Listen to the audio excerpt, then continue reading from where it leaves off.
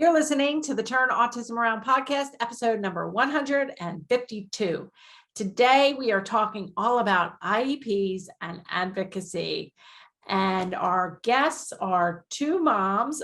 They both have children with autism, and they are both master IEP coaches. The first one is Amanda DeLuca, and our second guest is Kirby Morgan. And both of them are a wealth of information. I learned a ton. We talk about IEPs versus 504s. We talk about ABA and the IEP, what to do if you don't agree with an IEP, the differences between a younger child, IFSP, versus an older child, IEP. I mean, just all these acronyms, we break them all down. And I think it's a really valuable show. So hope you like this interview with Amanda DeLuca and Kirby Morgan.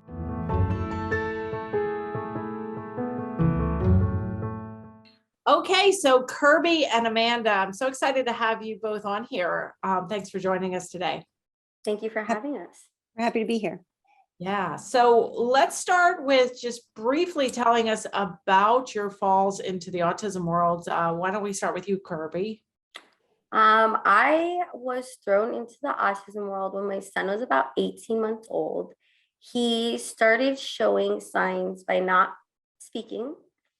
And he didn't have like the traditional huge regression. It was just that he never really progressed. So one day he was playing with a toy, a leapfrog house, and it had a doorbell. And he repeatedly would touch this doorbell, even though the sound of it would make his face cringe like he was in pain every time he touched it. So I started on my Google. And I was like, oh my gosh, all these things. He doesn't point. He doesn't wave. Everything has to be prompted. It was easier for my son to carry a laundry basket around, flip it upside down to reach things he couldn't reach himself, than come and ask me, because communication was just so difficult for him. Yeah. So he was diagnosed at what age? At 2 years and 4 months. I was told at 2 years that I would have to wait 6 more months to see if he speech therapy changed anything. But after 4 months, I was like, I'm not waiting anymore. It's not changing anything. And I need to get more support on board. I needed ABA. I needed real help to help him. And I advocated. And at 2 years, 4 months, he was diagnosed. And now he's how old? He is 10 now, which is hard to believe. I have a 10-year-old. Yeah. Okay. So, and then Amanda, how did you fall into the autism world? So my son, Jackson, was typically developing until about 12 months old. When we went in for our 12-month well check, he was checking all of the correct boxes. He was saying his words. He was responding to his name. And then at 13 months, we lost everything. He no longer was babbling. He wasn't saying any words. It was like he was in his own world and we couldn't reach him. So I began to ask our pediatrician for a referral. He told me that my child was not autistic because he didn't flap his hands in front of his face. I was a first-time mom and I was chasing something that wasn't there. By chance, we saw our nurse practitioner and he referred me for a speech apraxia evaluation. We ended up at 2 years and 1 month getting our first autism diagnosis. My husband didn't go with me to the appointment because we thought we were hearing speech apraxia and that we could handle. We had a plan for that. The doctor said autism spectrum disorder level 2. When I came home, we went through the denial phase that everyone was wrong. This isn't what was really happening. We got a second opinion 3 weeks later. We didn't take any of our paperwork, paperwork from our first appointment, and the doctor word for word diagnosed my son with autism spectrum disorder level 2. So at that point, we knew that we needed to get him in ABA. We already had speech therapy in the home. We needed to look at a developmental preschool for placement because he wasn't going to be able to do traditional school because he was nonverbal, and we knew what the supports looked like in our area. And that's really where we began, was regression. Okay. And then how old is he now? He is 7.5. Okay. And he's completely verbal now. Oh, nice. we've come a long way. Excellent. And I have done video blogs on things that you talked about, Kirby, like the first signs, pointing, lack of speech. I have done video blogs and podcasts on autism regression. So we can link those in the show notes as well. But really, you guys, I mean, the start of your journey with autism was also your start of your journey in advocacy, right? Mhm. And so many of my guests, myself included, had to learn how to advocate for our kids very early on because we were told, no, wait, maybe it's this, go over here, now wait again. And it really, unfortunately, I mean, I'm more than 2 decades out. You guys are, a decade and a little less than that out.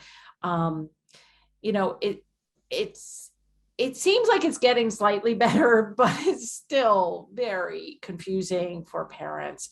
But I want to take most of the time to talk about IEPs and advocacy and just really, let's just start with the basic question. What is an IEP?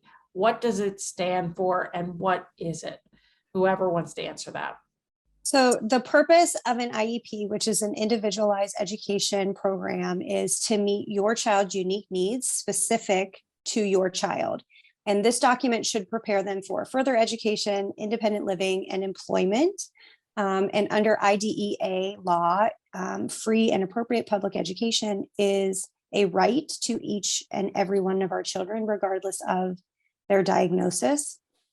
So it's sort of foreign language and foreign concepts until you come to the table. There is no manual. There is no class that says this is going to be coming up. Let's make sure we understand what's happening. So Kirby and I both were sitting at a table where we didn't feel like what was happening was right. We were being read a document. We didn't have input. There were things that were missing. Behavior support was not offered at all. And I knew my son needed that to be successful. So we both knew we had to start educating ourselves so that we could do better for our child and do better for other people as well. Yeah. So, an IEP is an individualized education program, and it is, as you said, a requirement of IDEA and a free, appropriate public education. And it's actually a document, and it's a legal document. I've been told It's a legally binding document. Yes. Yeah, it's almost like a contract, and it is. And we have a global audience. We have people from over 90 countries who've purchased my online course at some time in the past few years. And so we have a very global audience. So we are talking about United States. And we are talking about kids ages 3 to 21 get an IEP. Now, if you're younger, you get an IFSP. Is that correct? So we'll turn to you, Kirby, an IFSP. What does that stand for and what does that do? And Amanda, can you answer? Sorry. Yeah.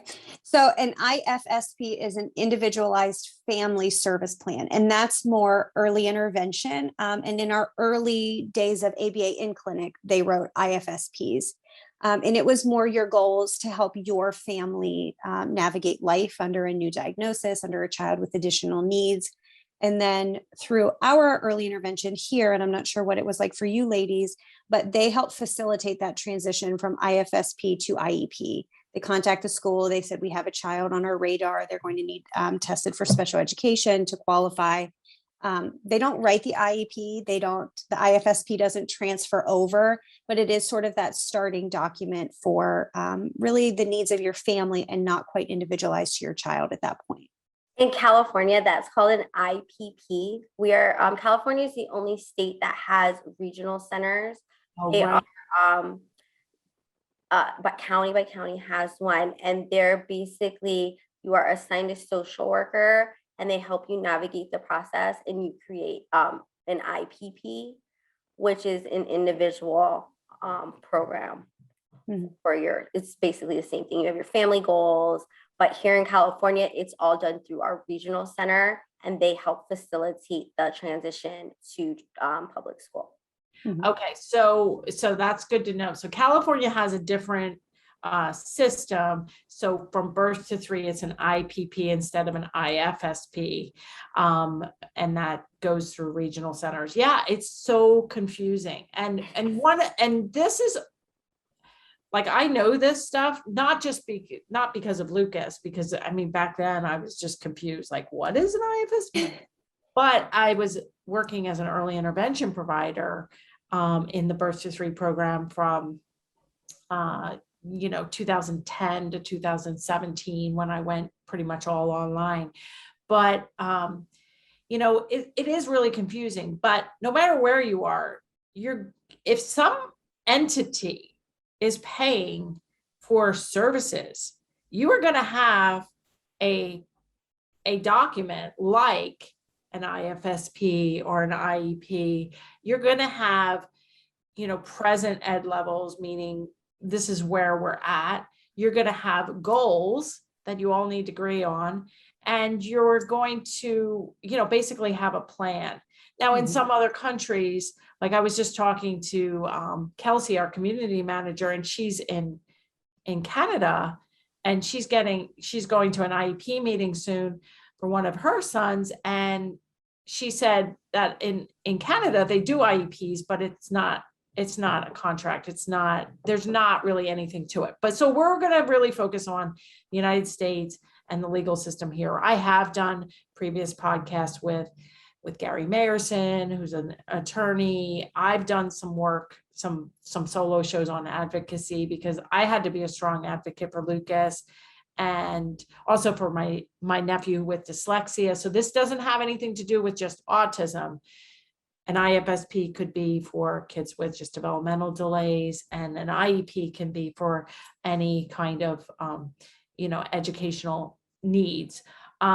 So now there's another thing called a 504.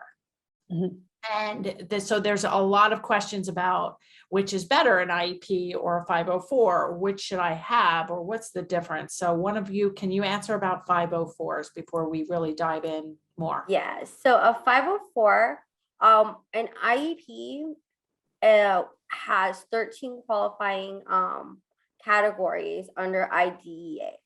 So those categories include autism, ADHD, dyslexia. There's 13 categories. However, if you don't fall into one of those 13 categories, the district can provide a 504 plan for any disability. Meaning, if you're significantly behind in reading, if you are significantly affected by something psychological that's going on in your home, it's just another document that they take data and create to support the child. A 504 plan can also follow a child to college. So you can take your 504 plan to your college if you attend a college, and they will make those accommodations for you in your college education as well. Mm-hmm. So a 504 plan is just a little bit different, only because it just takes care of everything that doesn't fall under the IDEA Act that was, I think it was in 1975. So if you're not getting an IEP, or you're not getting educational diagnoses, because an educational diagnosis and a medical diagnosis is different. So if the school is not doing a educational diagnosis of autism, you may end up with a 504 plan to help with the behavior issues or whatever issues you are seeing. Okay. I see a 504 plan used more with our medically complex kiddos, more with accommodations and modifications, or that they need that nurse care, or kids who were transitioning off an IEP. I mean, really that does happen at the later grade levels, where they don't need the academic support, but they do still need accommodations and modifications. So we transition from the full-blown IEP into a 504 that's more of a support system instead of a program, would be my best way to describe that. Yeah. Right. It's like a blueprint of how the child or the adult needs to be accommodated to be successful in the learning environment. Yeah, I've heard of kids with PANS or PANDAS. I did a few video blogs and a recent podcast on PANS and PANDAS getting 504s because they didn't have developmental delays or even necessarily learning challenges, but they had tics or OCD or medical issues that needed some accommodation. So that's a good explanation. So we're going to really be focusing though on IEPs because autism, like Kirby said, is one of the 13 categories where most kids that I have seen as clients, my son had IEPs over the years. So I've had to get good at advocacy because of that. In fact, I think my very first IEP meeting when he transitioned from an IFSP to an IEP, I think I actually somebody recommended I bring an advocate to my very first IEP meeting, and I brought one, and I think they were a little shocked. I do want to say that I think the transition from 2 to 3 is a rough one. Especially because like my son and many other kids are diagnosed right around that time. And so my son was diagnosed with autism one day before he turned 3. But the planning for him to go to whatever services were based on the fact that he had a speech delay. And so all of a sudden, he's supposed to start with services for speech delay. Now he's got moderate to severe autism. And it's just a hard process, especially because an IFSP, the contract that you have when your child's birth to 3 is very family oriented, in the home, all parent training. Parent really needs to be there working hand in hand. And then the IEP tends to be more center based, put your kid on a bus. And then there's a whole lot of unhappy campers, the parents and the kids, to transition to that IEP. So what are your tips for making that transition smooth? So the first thing that I tell every parent is you need a communication system written into that IEP so that you know who is working with your child, what services they are getting on a day-to-day basis, what their schedule looks like, where they are struggling. Because if you don't have communication from the adults that are working with your children, most of our children can't tell us what their day looks like, what their struggles are, if they had speech today, if they didn't have speech today. So making sure that a school to home and home to school communication program is written in is really important. A lot of our kids have sleep struggles and dietary troubles. So it's important for us to be able to tell the school as well, we were up all night long. He didn't really eat breakfast. If he's extra cranky, this may be why. If you're noticing behaviors, it's because we were up all night. So really, communication needs to go both ways so that the team knows that you want to be collaborative as well. And it holds everyone accountable. If they're supposed to be getting speech therapy minutes, this is a way to make sure they're getting those speech therapy minutes or OT or whatever it is. Yeah, my biggest tip is to learn as much as you can, because I went, unlike you, Mary, I went to my first IEP thinking, no problem, I got this. My husband was like at work. I was like, oh, you don't need to take the day off. I don't like, because I was really expecting it to be more like the first plan that we had, where I had a lot of input. Well, when I got there, I was at a table with full team that I've never met. And they had a document prepared 20 pages long about my son, what his goals are going to be. And I was kind of speechless almost, because I had no idea what I was really walking into. And had I have maybe spent 30, maybe 40 minutes just understanding the process of it before I went into it, because it's just so brand new when you are at that age. That age is just, you're in the thick of everything. You're figuring out services, you're arranging ABA, there's so much that goes into the 2 to 3 year old phase, that really understanding as a parent, your rights at the IEP table is so important. Like, I didn't know I could ask for a draft before my first meeting. So I hadn't even seen the document before I walked in to that meeting. And that is your right as a parent to request and receive a draft.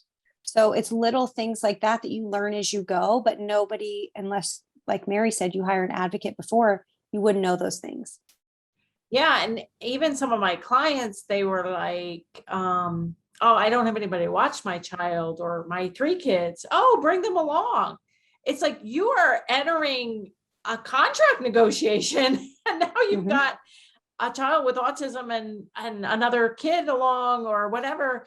It's like, it's just so easy to kind of just sign things or really put all of your trust in the professionals that are there. And really, it's not even the professionals, it's the whole system. Mhm. And, and then both of your kids were diagnosed at 2 and started ABA therapy. And so how does that work? Like, can you request ABA therapy? Can you request certain things be put in the IEP? And I know kind of the runaround I got related to that, but like, is that a common problem? Yeah. So Kirby and I always say that ABA is like the hidden secret. It's like the hidden gem that every school district holds. They don't want you to know that they offer it. They don't want you to have it in your child's classroom. When we went into our evaluation, which is your ETR, your triannual review, speech therapy was there, physical therapy was there, occupational therapy was there. There was an intervention specialist there. And I said, where is behavior therapy? I know you have a behavior therapist that the district contracts with. Why are they not here? And my school district's response was, how do you know about that? It was a secret. I said, because I know everybody and I talk to other moms. That's how we learn things, right? We talk to other moms who have done this before us. So I knew from the very first moment that they were going to be resistant to behavior therapy, but my son needed that support so that he understood how to appropriately work in a classroom setting, that it wasn't okay to throw chairs, that it wasn't okay to clear desks, that it wasn't okay to just walk out of the room because he was done. We needed to put the work in early to prevent bigger behaviors later. And I got a lot of pushback from that. My first IEP meeting, we met 3 times before I signed because they didn't want to offer ABA support. We are not doing that. Well, you are doing that, or you're saying you can't accommodate my child and you're going to pay for him to go to ABA and you really don't want to do that because it's very expensive. So we had to meet with our superintendent before we finally signed because they were not going to let us have behavior support in the classroom. Yeah, I have a very similar experience that Amanda had. One of my questions was, do you have individual support or an ABA? Because my son needed to learn how to learn. He first had to understand that you have to sit at the desk before they could put something on the desk for him to do. And he was thriving in ABA. And that was no part of the meeting. There was no part even discussing what his behaviors were. It was like we just skimmed over that whole fact. And I even asked, because the EV company that I work with has contracts with some school districts, can they come in? And they're like, absolutely not. They have to be a school district employee.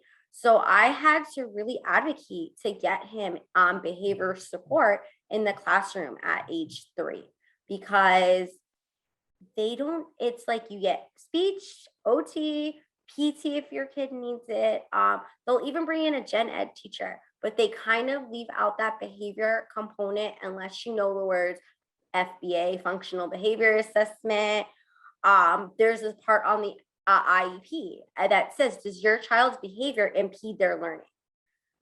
At 3 years old, I don't know a child with autism at the level that my son had it, or any level really, that doesn't need behavior support, and behavior does not impede their learning. So I think that the schools are now coming more around to welcoming behavior support and BCBAs into the classroom. However, I would say I hadn't seen that until my son was 8 years old. So it's always something that I personally had to push and request. It wasn't something that was just standard and offered. Yeah, that's a good point, Kirby. And as part of the IEP, and IEPs can be very lengthy, 70 pages, could be 30 or 40, but they're pretty lengthy, including a lot of standardized pages. And one of the pages, as Kirby was saying, was a list of questions such as, and you guys could probably recite them by heart, but like, does your son have communication needs? Are they blind or visually impaired? And one of the questions, pretty low on the sheet, is, does your child have behaviors that impede the learning of him or others? And if that box is checked, which like Kirby said, it needs to be checked for any child with autism that has not just throwing chair behavior, inattention, vocal stimming while the teacher's talking. I mean, that's impeding his learning and the learning of others. Any kind of problem behaviors, and it doesn't, when I've been at IEP meetings or talking to parents, they're like, oh, they said that box was only for the throwing the chair kind of behaviors. It's like, oh, no. He wouldn't need ABA. He wouldn't need services in general if he didn't have any problem behaviors that were impeding their learning. So like Kirby said, sometimes you have to be very aware when they go over those boxes that box is checked, because it says right under that box that if you check this box, you need an FBA, which is a functional behavior assessment. You need a behavior plan to address these behaviors. And that's where then that checking the box really does support the need for a behavior specialist. Although, and maybe you guys can answer this because I don't know the answer to this. I think I know, but an FBA, a functional behavior assessment, can that be done by a general ed teacher, a special ed teacher, a behavior person? Does it have to be a behavior specialist or a board certified behavior analyst to do an FBA? My answer is always yes. They will try to get away with collecting data from the gen ed teacher, and data is fine. But when we are trying to determine the function of behavior, because we all know that some of them are dual function, which makes it very difficult to write intervention plans, it needs to be a board certified behavior analyst, because they truly have studied, they know how to implement, and they can oversee the care plan. Okay, we don't want an occupational therapy assistant writing care plans. We need an occupational therapist. This is no different. The RBT or the SRBT can deliver the therapy, but we want the BCBA taking the data, writing the plan, and overseeing what that progress and support looks like. Schools will try to get away with it. I don't let it happen. 100%. Yes, they do try to get away with it. And you have to really just say that, I'm sorry, this person is not qualified to administer this assessment. And if if I need to, here's a list of, places that have qualified BCBAs that are able to do this. If you need to contract one, here are their phone numbers. Because some school districts will act like they don't even know what a BCBA is, and they have them on staff. But unless you say the words directly to them, they will, and I think it revolves around saving money and budgets. However, you think, or well, I know, but I want to be diplomatic to the school district. I think in addition, because we have teachers, we have school administrators, potentially listen to this podcast too. I don't think anybody is trying to be harmful. I think it's a triage situation where there's, even if they have a board certified behavior analyst on staff or they contract with, there's only so much time in a day. There's a lot of kids with problems. And it's also a lot of like red tape to bring in somebody, and it's not just eyeballing them, but to do an FBA, it's hours, it's your paper, it's another meeting, it's and it's just it as a nurse, it feels like a triage situation of we are using our BCBAs to handle kids throwing chairs. But at the same time, as a parent, and we're all three parents of special needs kids, of kids with autism, and it's like, I get that. I feel like in some ways I'm kind of rushing the line, and like, I know the words to use and I have the secret handshake and I'm going to make it happen. But at the same time, it's like, this is my child, this is his life. And, as a behavior analyst, I know he doesn't need to be throwing chairs to need behavior analyst help. And I can't personally be in there because I'm his parent. And so, it is a tricky situation, but, I just want to make it clear that we're not like anti-schools, we're not trying to throw professionals on them. In fact, a lot of the teachers that I've worked with over the years, my son's 25 now, they were kind of happy that I was raising a fuss, because they're in a situation where they can't sound the alarm, because then, all pressure is them. I mean, do you see that happening? Absolutely, every day. I think that the teachers are the ones that, at least Jaden's teacher, my first experience, was the one leading me. Like, he needs more support, because she needed more support. She had a classroom full of children with special needs. And my son could not even sit on the carpet, or he was eloping the learning area, I think between 25 and 150 times a day. He really had to come a long way, and it was not only impeding his learning, but it was impeding the classroom. And without the support of behavior, the teacher was thinking, and the teachers I have found are usually the kids' biggest cheerleader, and they're often the ones that, are nudging the parents, because they know if they speak up, things will happen. Well, and here's the way I always look at it. If we can provide behavior training to a paraprofessional, to a general ed teacher, then that benefits my child and every child after. It doesn't have to be direct ABA services. Let's look at what support for school personnel we can write in, so that we are putting things in motion, so that there are sort of this foundation of blocks laid for my child and every child after, where that's a new concept for schools. Nonviolent crisis intervention and, delay denial. These are all newer concepts in the school setting, because it was only clinical before. So by advocating for these supports and these trainings, like you said, it's not we're going after the school. We're just trying to make it a safer environment for everybody. Yeah. And just getting back to, we have lots of people listening with older kids as well. And, getting back to the parent, it needs to be a very big part of the IEP team, whether it's your first meeting or whether it's your 10th meeting. When you go to an IEP meeting, I always give the advice, like, at least bring another person. Even if it can't be your spouse or your partner, bring your sister or your mom or the neighbor, or even or an advocate. But, if you bring another person, then you feel like at least that person can take notes, could speak up if it feels better. Is that a good idea? Or what other tips would you have, no matter what the age of the child, for attending an IEP meeting? What should you bring? What should you prepare for in terms of an IEP meeting? So let's talk about right now in this weird pandemic time. Right. Your data is equally as important as the members of the IEP team. You saw what your child needed to be successful.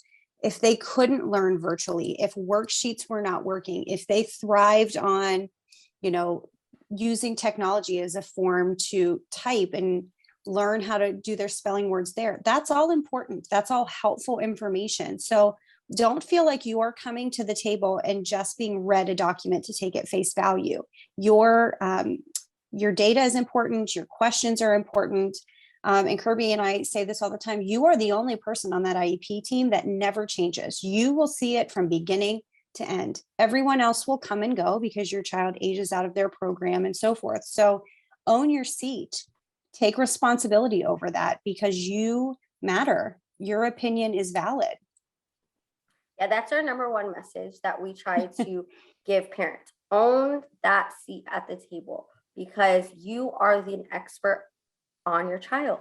You fill that role, and you may feel like you're at a table with a full of experts in their particular field, but you're the expert on your child. You're the one that sees day to day. You see him after school, you see him or her before school, you see ABA happen, you see what works, what doesn't work. You are there to, use that seat. That's our biggest message that we try to empower parents with, because it is an intimidating situation. And sometimes it's really intimidating to speak up or say, I don't really agree with that.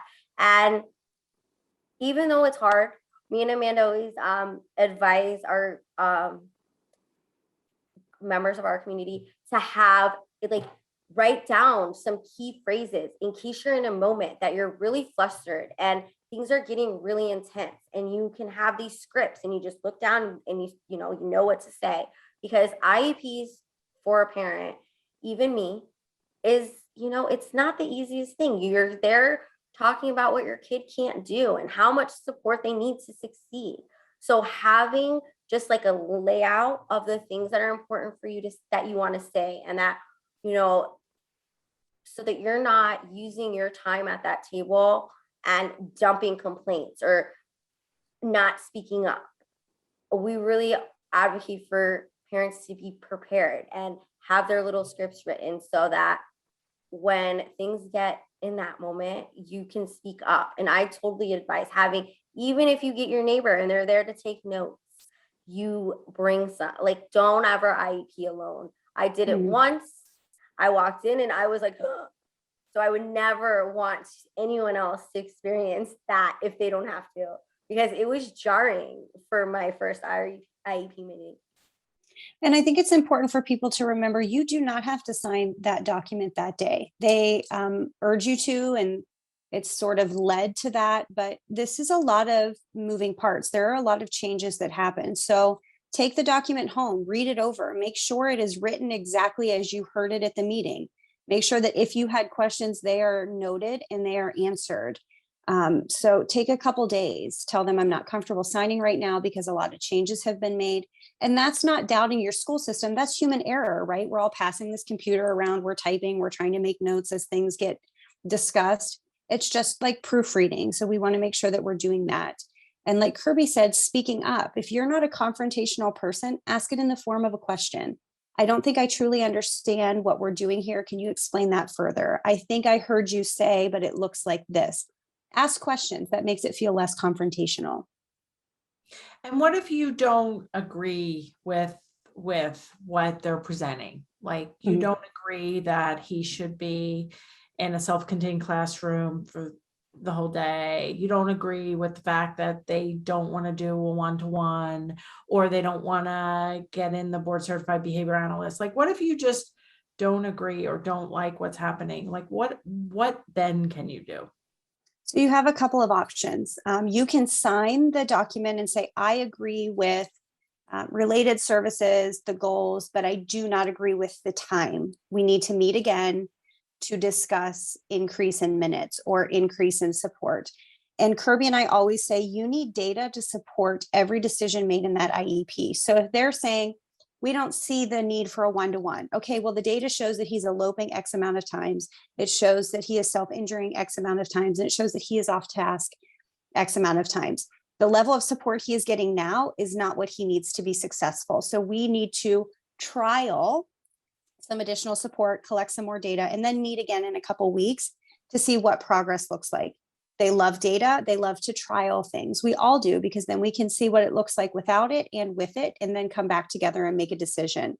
But sign that you agree with part 1, 2, and 3. You do not agree with part 4, and we're going to collect data, trial a new intervention, and come back in 4 to 6 weeks and meet again. Sometimes it does have to go a legal route if you cannot continue to come to an agreement. But if we are trying to work collaboratively with our team, data, trial periods are great ways to try to start that conversation. And I think because we're parents that were using ABA before, we know about data, and we're used to having data. And I don't know if it happens everywhere, but we had like a monthly meeting, and we would go over what's working, what's not working, what we're going to change in his plan. And data has really shaped everything that we have set up for my son Jaden. So I think knowing a little bit about data before I came into my IEP because of ABA was extremely helpful, because I said, where are your graphs? You don't have like, where's your count of things? Like, you're not taking data in the classroom, because I was used to seeing constant data from my son's ABA provider and BCBA. So I agree. And then usually the next step would be mediation. I have found mediations to be terribly unsuccessful.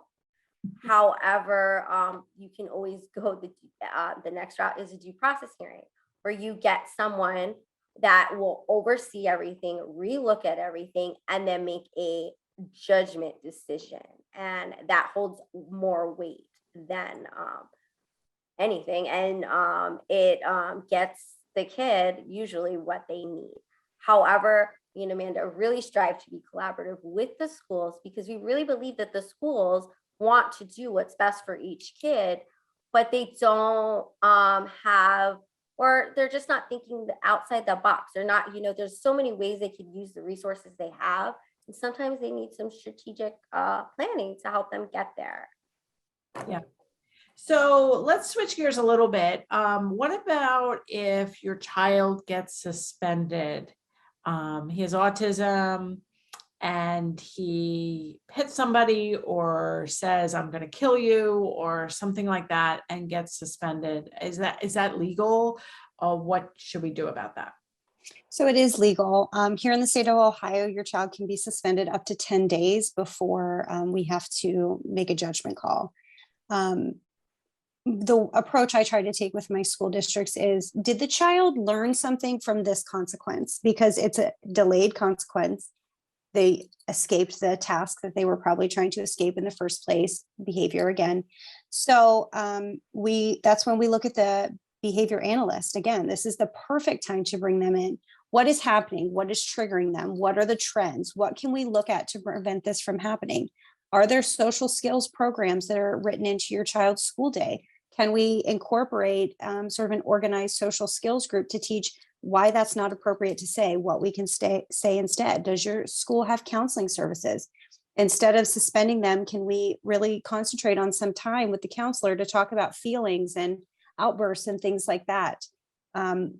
But just like for the due process that we were talking about, your timeline is everything. You need to be keeping immaculate records to talk about, you suspended him for this. There was no consequence. We're seeing a pattern because he was now escaping the task.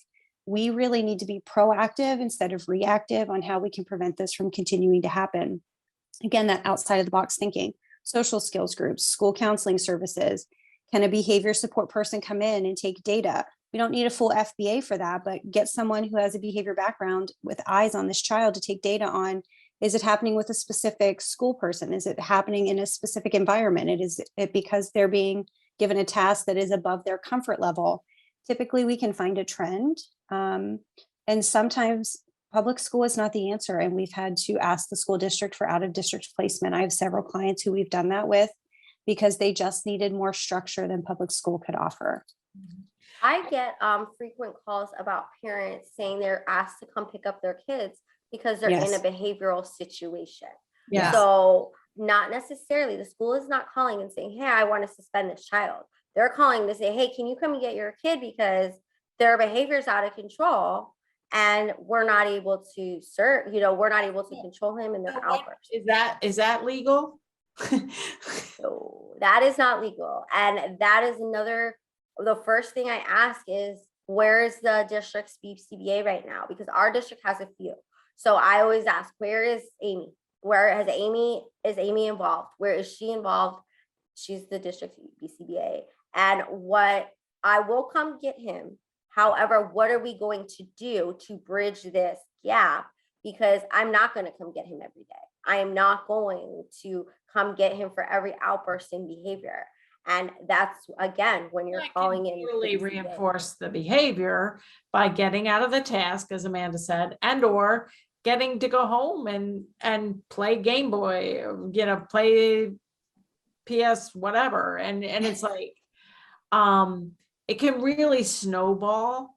And then also think about like what Amanda was saying, like social skills groups and those sorts of things. Those are for kids that can understand all that. Those are for the kids that are yelling, I'm going to kill you, and have a plot, and are kind of probably attention seeking and trying to escape. And then there's the whole, lower end of the spectrum where they are not getting enough support, having a classroom with 8 kids and a teacher and 2 aides is not going to cut it for a lot of our kids who need not just redirection, but reinforcement for doing the right things. They need things broken down. They need data collection. One of the things I have an advocacy bonus video within my online courses, and it's like, if you think your child needs a new placement,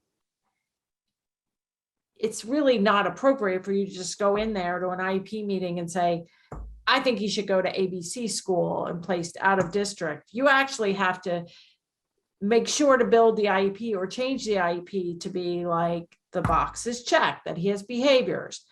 We have an FBA, we have a behavior plan, we have a person supervising the one-to-one. So it's not just throwing a one-to-one at a child, because if that one-to-one is not doing the right things, that can actually make things worse.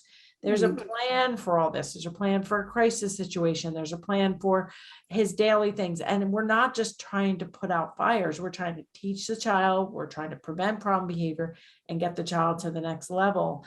And if that all fails, then we go to a different placement. So I remember one of my first attorneys that I worked with is like, you can't just jump to the placement. You've got to make sure that the plan leading to that placement is right. And that's your whole IEP. Mhm. Well, and we really have to prove that they cannot accommodate, not that they weren't, not that they don't want to, that they just can't. Because like you said, they may need a one-to-one who is very highly trained. They may need additional support that just can't be provided in the school environment. Unfortunately, it doesn't work for every child, but then we need to talk to the school district about getting them to a place that can help them learn and grow and really make sure that they're safely doing that. And that does happen sometimes, but that's a rare case. That's not, my child doesn't want to go to school anymore and that's your fault, so we're going to send them somewhere else. No, that's not valid. Right. And even like children on home hospital, they still deserve an IEP and they deserve services. One of my biggest cases is a child that was on home hospital for 12 years. And the school told the mother, I'm sorry, we don't give services to children not placed in the classroom. If she wants speech, OT, PT, or whatever support, she needs to come to the classroom. And that is absolutely not true. That is absolutely against the law. No matter what your placement is, the services follow the child and the child's needs. So if the school cannot accommodate all those needs, then placement needs to be addressed. And placement is so important. Placement decisions are so important. I always advise my parents to check, tour them all, ask to see every placement before you make a decision or agree to said placement, especially if it's your first IEP and you have no idea what the classroom setting is going to look like for your child. Well, and I think the term least restrictive environment is very confusing in those early years. And we don't know that we have a choice and we don't understand what that looks like. So really touring and asking questions is important, because least restrictive environment is important. And it is sort of a complex concept. So let's pivot a little bit to the COVID situation where, you might not be able to tour a place easily. Before, I've been prevented from touring places, and people blame like, oh, we don't want you to see the other kids, it violates their privacy and stuff. And really, I'm not comfortable putting my whatever age child on a bus if I can't even peek at what that looks like without him, and down the line with him in it, and make sure that he's doing okay. Because like you said, Amanda, like our kids, a lot of times they can't tell us how their day is going if they are doing well. So can you still be guaranteed that you're going to be able to look at placements given COVID? Here in California, we have something called an admin approved tour. I would speak to somebody in the district if you're getting denied at the school level, or we're in a day and age where we can think outside the box and we can have a virtual tour and we can have a virtual meeting and we can learn a lot of things. I think COVID really changed our mindset. Like, I didn't know that my son needed to know how to touch on his Chromebook and like press certain things and use a mouse, where COVID has really changed a lot of things for both kids and parents. Like personally, my clients prefer to have Zoom IEPs versus being at a table where it's more intimidating. So Yeah. I think COVID in a way has opened the doors to more possibilities. If the time doesn't work for you, maybe a virtual time will work. And that is a way to get to be able to see the classroom if the district is giving you, or the school and the district are giving you a hard no and they're using COVID, which I call the universal excuse for everything these days. And what about staffing shortages related to COVID? Is that happening a lot? Is it okay to say we don't have enough staff for your child to come to school? I'm sure that's not legal.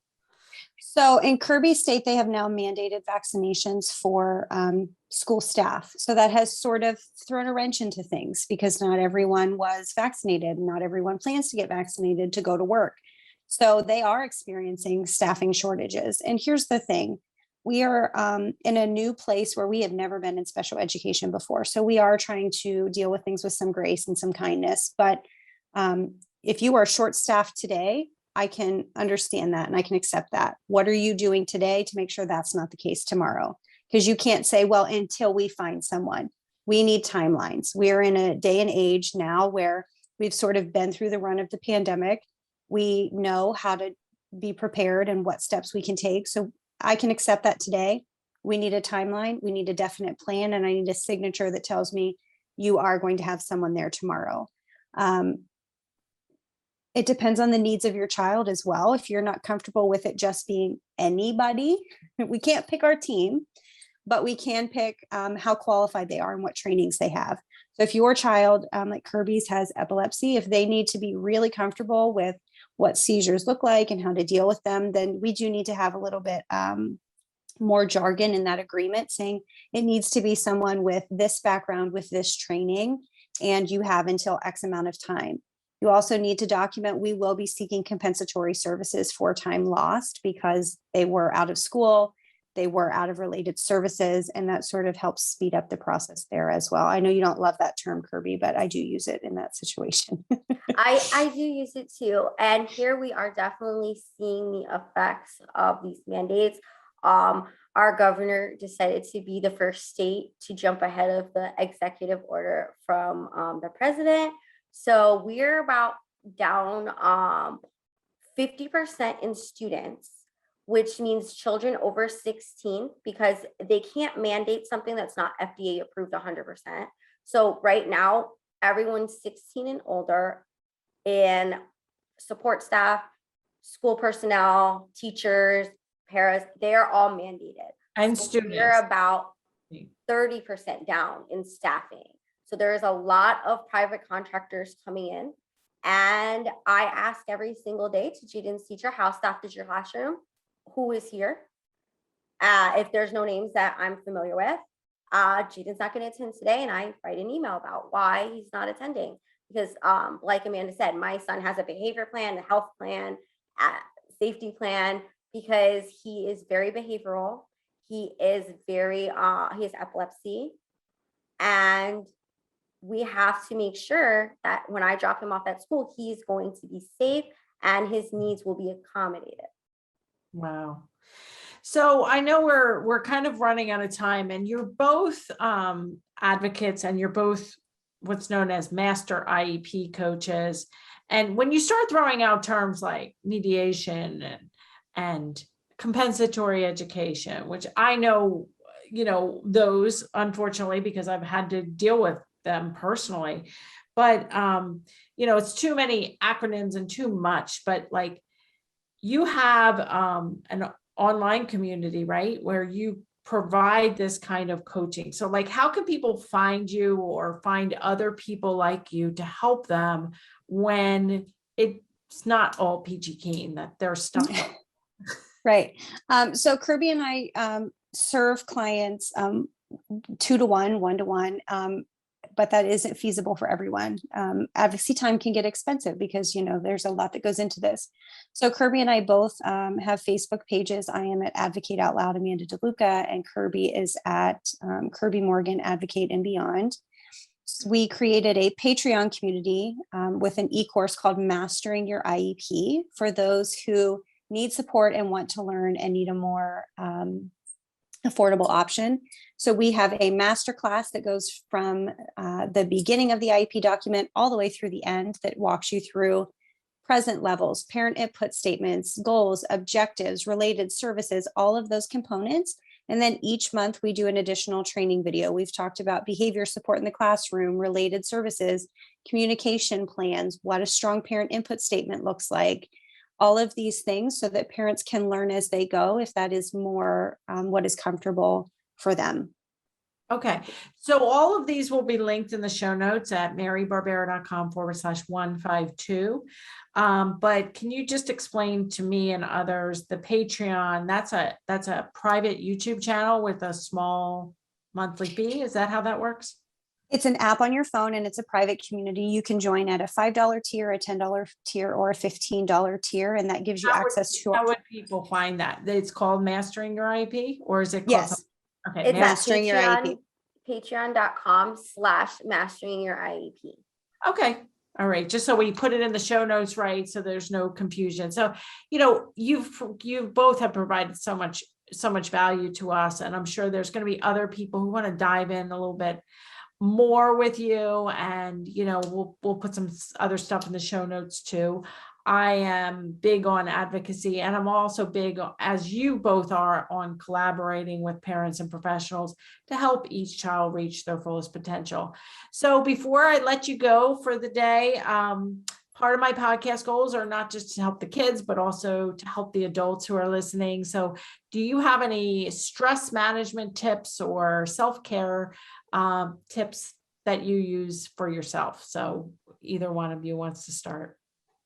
This is actually one of our goals that we are working on with our in-home behavior ABA company right now, is my husband and I are learning how to stay de-escalated ourselves as our son is in an escalated state.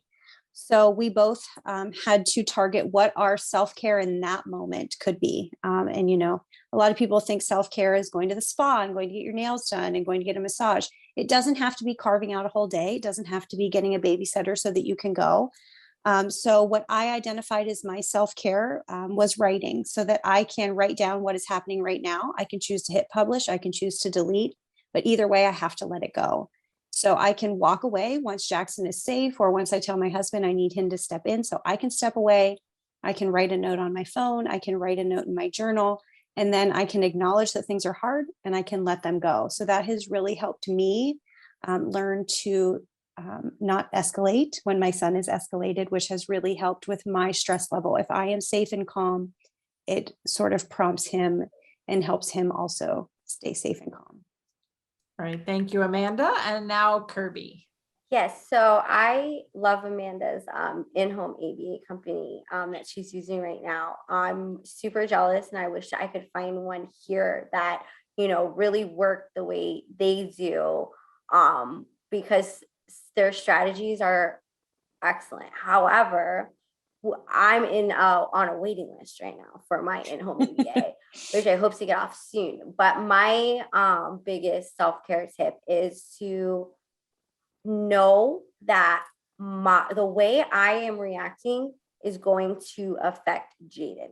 So me knowing when I need to click out or walk away and go read a book, go upstairs and, work on my website, do something that is not about autism or is not about the situation in the moment. It's really taking me a long time to learn that I need to walk away sometimes because the way I am affects Jaden. So if I'm very escalated, he is very escalated. So for self-care, I have learned to know when I have to take that moment for myself. And like Amanda said, there's not a day, there's not a month, but I have found connecting with other moms and meeting people that are in this community that I could walk away and walk away from that moment and have support in a ton of different ways, whether it be your book, Mary, or whatever at that moment that I need and is available is super important to me, because you have to just know when your reactions are feeding the situation with your child. Yeah. And I think, the three of us started as moms, became working in the field. It does feel like 24/7 autism sometimes. So just really taking the minutes to kind of keep yourself calm and regulated so that you're not adding to the situation and making it worse. So I love this discussion. You guys are both full of great information. Maybe we'll have you back sometime to focus on another area of advocacy. I mean, literally, this could be days long. There's so much to it. But I think we gave our listeners the basics of, the IEP process and why, it's so important to have the parent be at the center of it and very involved as a team member and working collaboratively with teachers and school systems to help not just our own kids, but all the kids that are around them that are going to come after them. Because if we start raising the bar for our own individual child, we will raise the bar for others as well. So thank you so much for your time. Wishing you all the best, and I'll see you you'll hear from me next week with another episode. Thank you. Thank you for having us.